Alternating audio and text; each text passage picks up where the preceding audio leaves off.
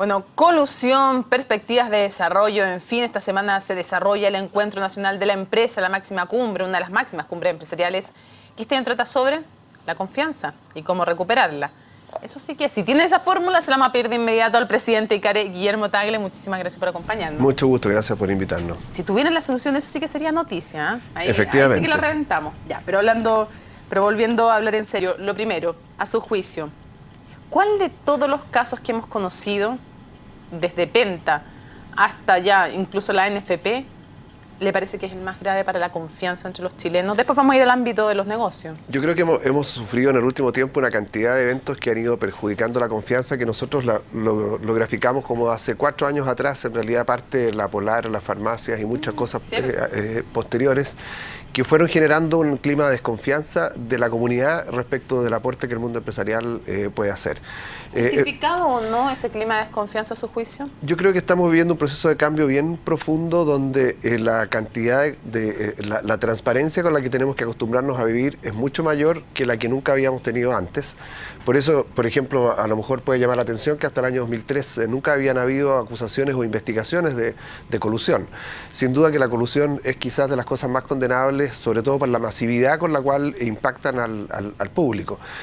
Casos de fraude financieros o de malversación bursátiles a veces afectan a grupos muy particulares, pero cuando hablamos de colusión en mercados de consumo masivo, definitivamente involucran a toda la comunidad y todo el mundo se siente afectado.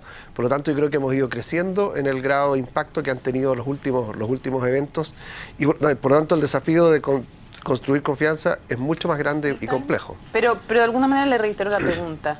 ¿Es justificado el clima de desconfianza? ¿Es justificado que los ciudadanos desconfíen, no sé si de toda la clase empresarial, pero que tengan una cierta reticencia y desconfianza? Yo debo reconocer que al principio, cuando eran unos pocos casos, uno consideraba que a lo mejor se había hecho demasiado ruido con pocas situaciones muy particulares. La continuación de la aparición de todos estos eventos yo creo que efectivamente justifican el clima de desconfianza que estamos viviendo y para nosotros hace que la tarea sea mucho mayor. Ahora, ¿usted cree que lo que le sorprendió a usted es que el estándar ético de un buen grupo de empresarios era más bajo del que usted pensaba que tenían? Yo creo que la gran pregunta que uno se hace hoy día justamente es si acaso era cierto que éramos un país más correcto que nuestros comparables. Durante muchos años hemos vivido con la reputación de ser el país más correcto, con menos corrupción, de todos los comparables de la región. Y de repente nos encontramos con esta realidad que nos hace preguntarnos si efectivamente somos menos corruptos o más correctos que el prójimo. Y yo creo que hay de todo un poco. A lo mejor no éramos tan inmaculados como habíamos creído, pero por otro lado lo que yo estoy convencido es que hoy día estamos construyendo una base de transparencia que nos va a volver a poner en el liderazgo de estos temas en el mundo. ¿Eso como país y como clase empresarial? Como clase empresarial, para mí cada tropiezo que ha ocurrido y que se ha dado a conocer en el último tiempo, y como señalaba usted al principio, incluyendo el del fútbol, que es otro evento que es masivo. Son empresas. Lógico, son organizaciones que involucran recursos, digamos, y que involucran a mucha gente. Cada uno de esos tropiezos van generando un desafío mayor porque desde el punto de vista nuestro creemos que es indispensable recuperar la confianza y por lo tanto hemos tenido caídas mayores y el esfuerzo para recuperarlas va a ser también mayor. Usted cuando escuchó la explicación de parte de la papelera y de Mate específicamente, diciendo que no sabían ni que fueron engañados por sus ejecutivos, ¿le creyó? Yo creo que es natural tener dudas respecto de que eso pueda llegar a ser cierto, porque en realidad hay un gobierno corporativo y hay una estructura que maneja las empresas con mucha responsabilidad y seguimiento. Ahora, para mí lo que iba a demostrar los acontecimientos posteriores y que creo que efectivamente habría que tomar un riesgo muy alto es porque también en este clima de transparencia, si es que efectivamente sabía el directorio lo que ocurría, vamos a terminar sabiéndolo. Yo creo que no hay ninguna posibilidad de que uno pueda hoy día contener ningún tipo de restricciones de información como a lo mejor uno hacía en el pasado. Por eso a mí el factor que sí me hace creer que es cierto que a lo mejor no sabían es que tomar el riesgo de decir que no sabían, cuando lo más probable es que si no era así, todo el mundo va a saber, es bastante complejo. Por lo tanto, yo creo que esa es una historia... tirar un computador al canal San Carlos también es alto. Pero efectivamente, todavía cuando tú estás en el proceso de que crees que vas a lograr controlarlo, a lo mejor tomas muchas medidas y por lo que yo he podido enterarme por la prensa, hay muchas cosas que partieron justamente cuando empezaron a aflorar casos de investigación que, como decía al principio, no habían ocurrido antes en Chile. Y la explicación de, por ejemplo, le pusimos en el acta del directorio una tremenda felicitación a este exgerente que estaba plenamente involucrado, y lo sabíamos que estaba involucrado a esa altura, fue porque queríamos mantener la confidencialidad y no despertar sospechas en otros involucrados en la investigación interna que ya estábamos realizando como CMPC. ¿Le parece una buena explicación? Yo creo que cuando uno se involucra en temas que afectan a personas y a recursos humanos que han trabajado mucho tiempo en empresas, hay dilemas bien complejos que resolver. Por ejemplo, en ese momento que todavía no era público lo que estaba pasando, salir públicamente condenando, porque siempre hay que dar una explicación cuando sale un gerente general, haciendo una cosa como categórica. Yo entiendo que hay cosas humanas que a lo mejor pueden haber llevado a que en ese minuto haya sido esa la decisión. Ahora, entre la condena y la felicitación hay un tremendo trecho. Claro. Y lo que había ahí era una felicitación explícita. Efectivamente, han habido muchos casos también en el origen del caso Penta, cuando sale el ejecutivo que provocó a lo mejor el desmoronamiento de toda esta situación.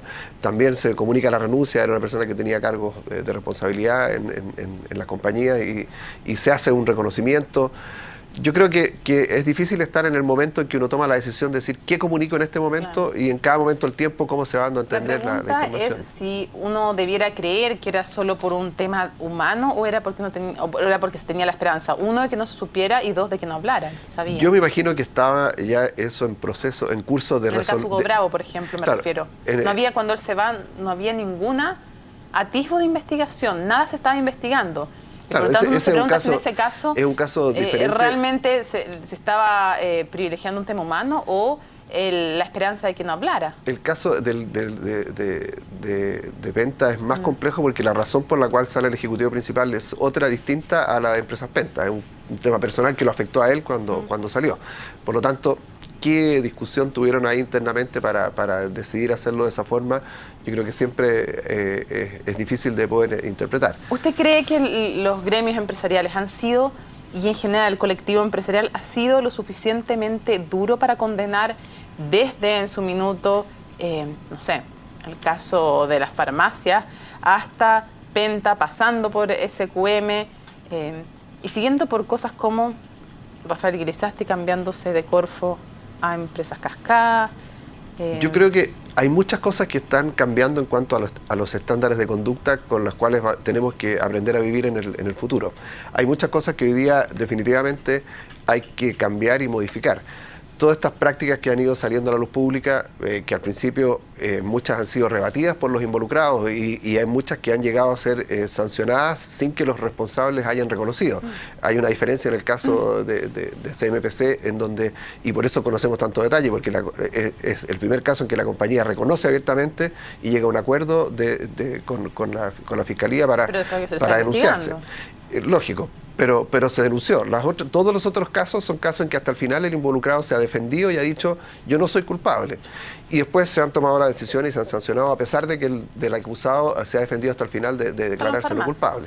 Entonces, en realidad, son matices diferentes respecto de cómo uno aborda la información. Pero se pregunta si desde el gremio empresarial han sido lo suficientemente duros o no como para condenar estos casos. Yo creo que siempre es complejo cuando uno tiene que condenar públicamente a colegas, a personas con las cuales ha trabajado juntos, y en muchos casos son hasta competidores.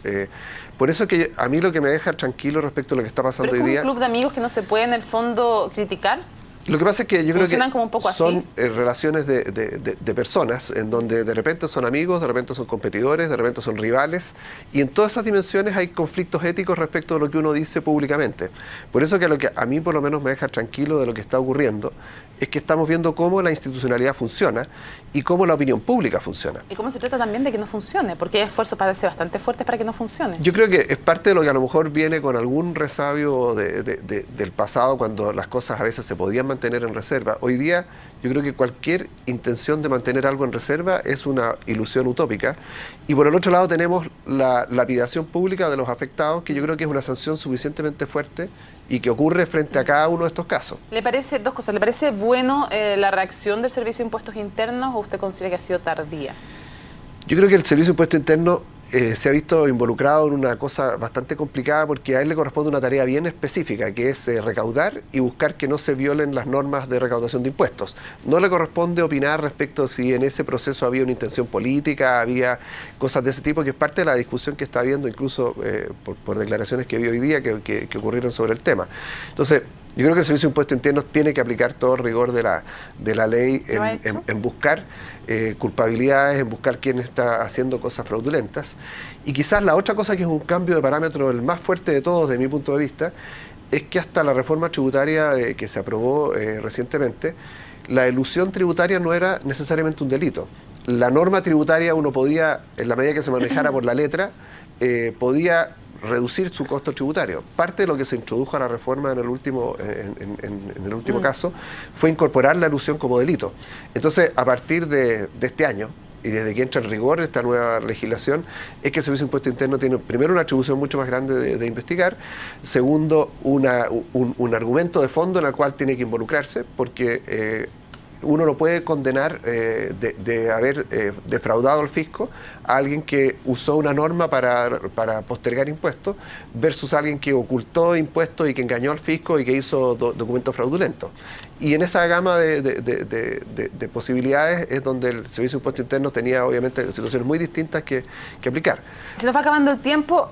¿A favor o en contra de que vuelva la pena de cárcel para la colusión? Yo tengo la percepción de que hoy día está funcionando bastante bien el mecanismo de investigación y de sanción de cualquiera de los que tienen culpabilidad en estos eventos. Creo que si existiera pena de cárcel, probablemente alguno de los casos que hemos conocido habría sido más difícil de investigar.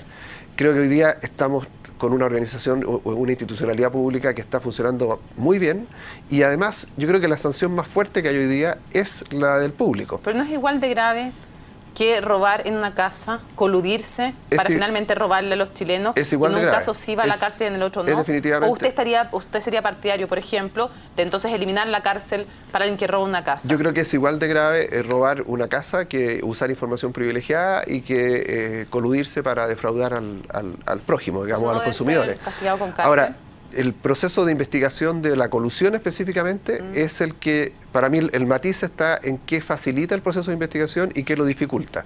El proceso de investigación de la colusión es bien complejo porque en los mercados se tienden a mover juntos y por lo tanto poder probar que dos mercados que se mueven iguales están coludidos o no es realmente muy, muy difícil. Para cerrar, ¿cuál sería usted, que están analizando también el tema de cómo recuperar las confianzas, cuál sería usted la medida que cree que hay que impulsar? Yo creo que el mayor desafío que nos planteamos para ENADE, para este jueves, es justamente ver cómo recuperamos la confianza y cómo logramos dialogar entre personas que están en posturas muy en desacuerdo, pero que tienen un objetivo común que es el bien de Chile.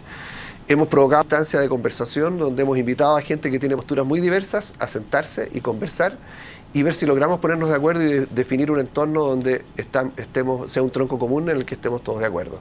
Y sobre eso ver cómo empezamos a construir. No tengo medidas concretas, salvo el diálogo, la conversación y construir confianza entre las personas que a veces hemos trabajado siempre muy aislados y sin contacto unos con otros. Porque raya para la suma, esto además de una mella en la calidad de la democracia, tiene un efecto económico. Sin duda. La verdad es que efectivamente parte de lo que estamos viendo hoy día, el temor de involucrarse en hacer negocios, es porque uno no sabe si es que las cosas van a resultar o no, si va a poder hacer inversiones o no va a poder hacer inversiones, si el público lo va a apreciar o no lo va a apreciar.